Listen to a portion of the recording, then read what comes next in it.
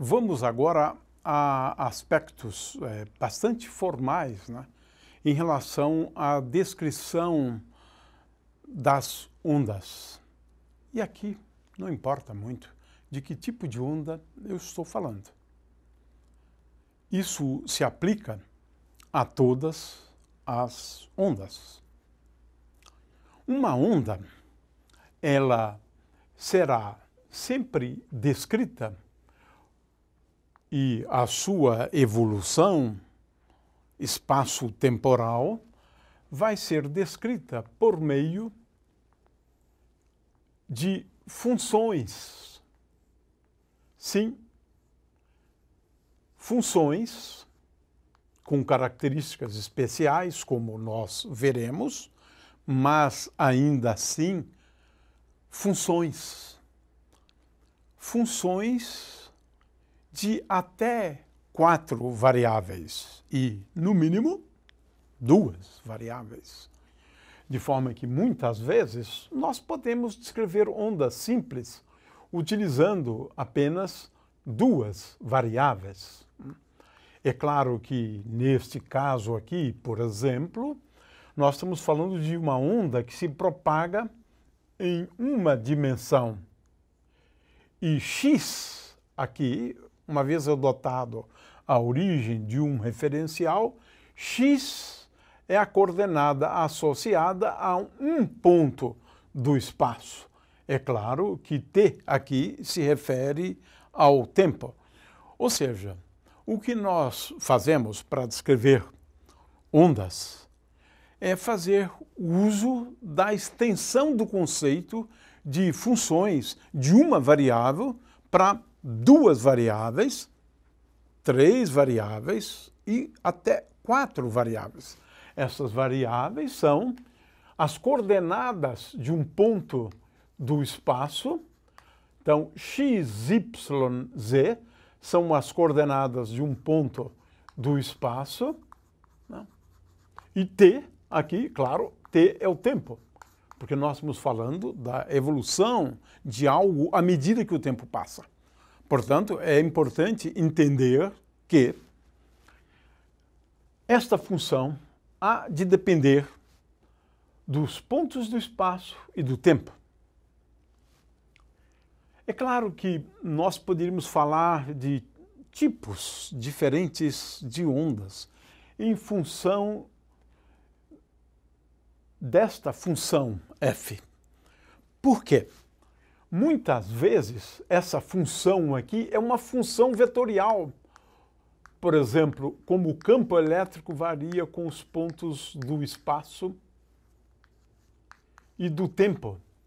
De forma que essa grandeza aqui é uma função vetorial. Ondas em 3 dimensões, ondas eletromagnéticas, acontece isso. De forma que uma onda pode ter um caráter vetorial também. Em geral, estamos falando de ondas escalares, como ondas de pressão, por exemplo, e eu não preciso falar das componentes da pressão, né? Eu preciso falar das componentes do campo elétrico. O fato é que a descrição matemática das ondas se dá mediante o uso de funções de até 4 variáveis e no mínimo 2 variáveis, sendo que o tempo é necessariamente uma dessas coordenadas, digamos assim, né?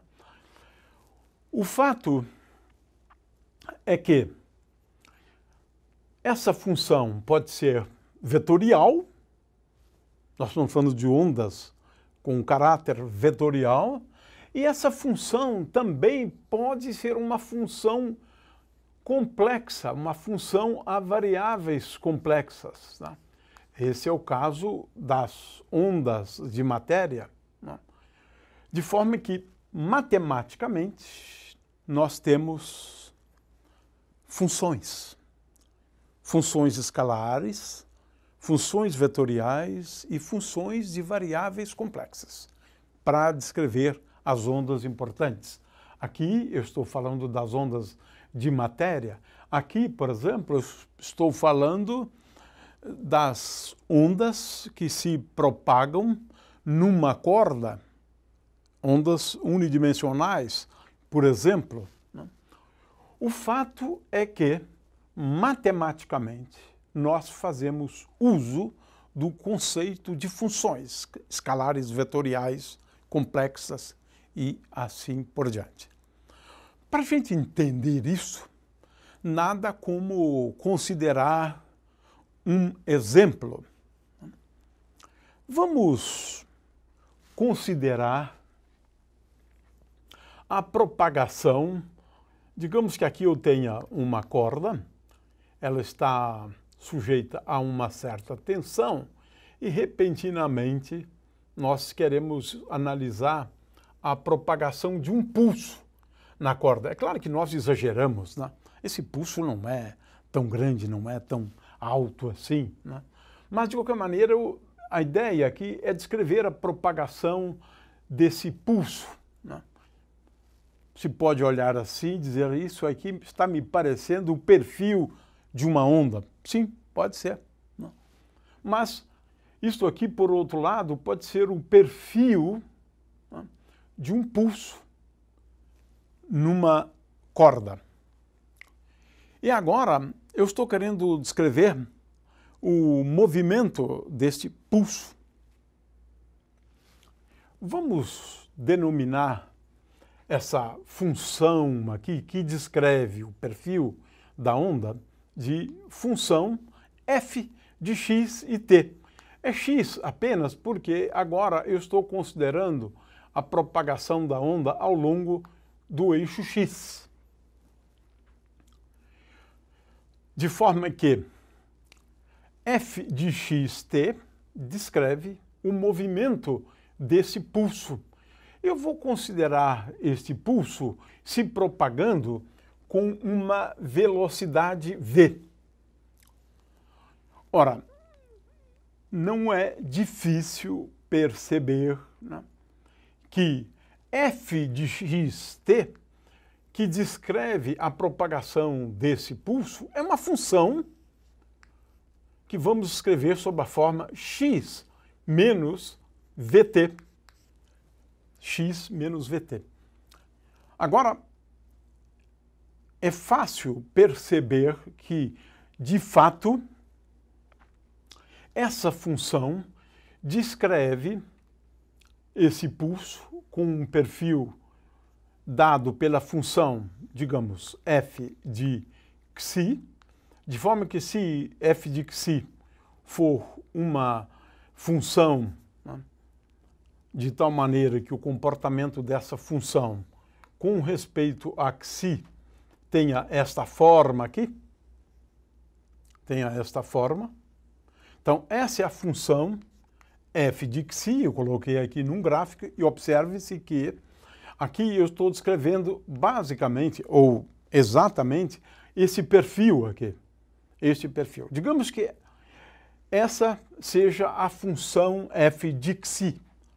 Ela me dá o perfil desse pulso, ou dessa onda se propagando numa corda. Vamos considerar este ponto aqui, que é um ponto de máximo da função. Ora, nesse caso aqui, vê-se que esse ponto de máximo corresponde à função para xi igual a 0. Ora, para a gente acompanhar o movimento deste máximo, bastaria então nós considerarmos x menos vt igual a 0. O que é isto?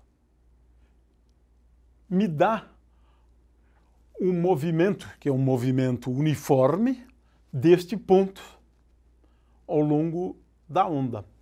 De forma que, se nós agora substituirmos esta expressão, né, aqui e analisarmos o comportamento dessa função, né, como função de duas variáveis independentes, né, x, que é a coordenada de um ponto do espaço, e t, nós vamos concluir, olhando basicamente para este máximo, que esta função aqui é tal que, se no instante de tempo t igual a zero, essa função tem essa forma, porque isto aqui é para t igual a zero. Para t igual a zero. Essa função aqui é f de x. Observe-se que, à medida que o tempo vai passando, nós temos a propagação desse pulso.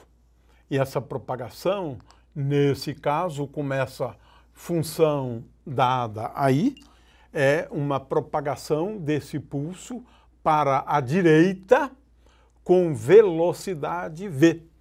Isto porque já nos fixamos aqui nesse ponto de máxima, mas você pode considerar qualquer ponto. Veja que esse ponto de máxima é esse ponto aqui, que se movimenta para a direita com a velocidade que, no caso, x, né, é igual a vt. Consequentemente, esta função, que consideramos aqui um caso relativamente simples, essa função descreve, é uma função de x e t, que descreve a propagação de um pulso, nesse caso, para a direita. Ou seja, à medida que o tempo passa, x vai assumindo, agora estou falando de x como a posição associada ao máximo aqui. Esse x é igual a vt, e à medida que o tempo passa, x vai assumindo valores positivos e sempre, portanto, à direita. Ou seja, esta função aqui, como eu disse antes, é uma função de x e t com características especiais, mas é uma função de x e t. Características especiais em que sentido? No caso, essa função descreve a propagação de um pulso para a direita. Mas poderíamos pensar também num pulso se propagando para a esquerda. Por que não?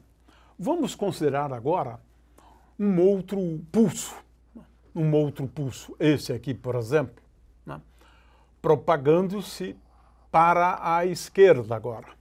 E seja G a função que dá o perfil deste pulso.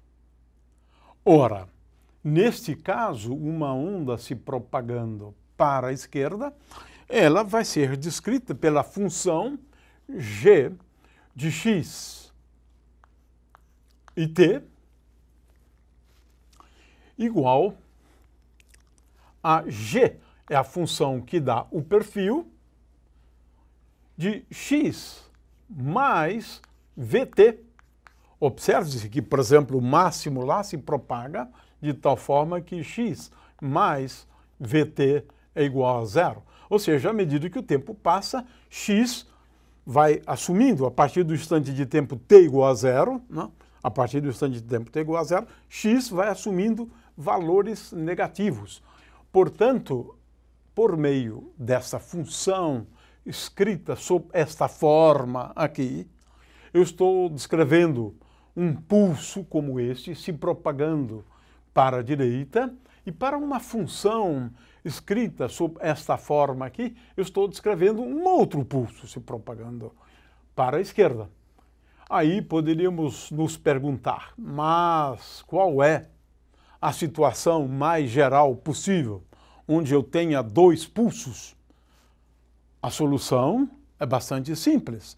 De novo, tem a ver com a linearidade das equações, da equação de ondas, mas eu estou antecipando esse resultado.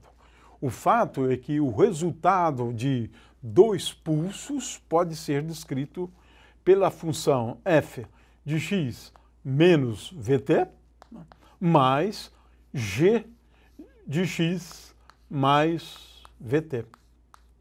Eu tenho, portanto, fazendo uso do conceito de funções, eu tenho como descrever a situação mais geral possível. Dois pulsos, um se propagando para a esquerda e outro se propagando para a direita.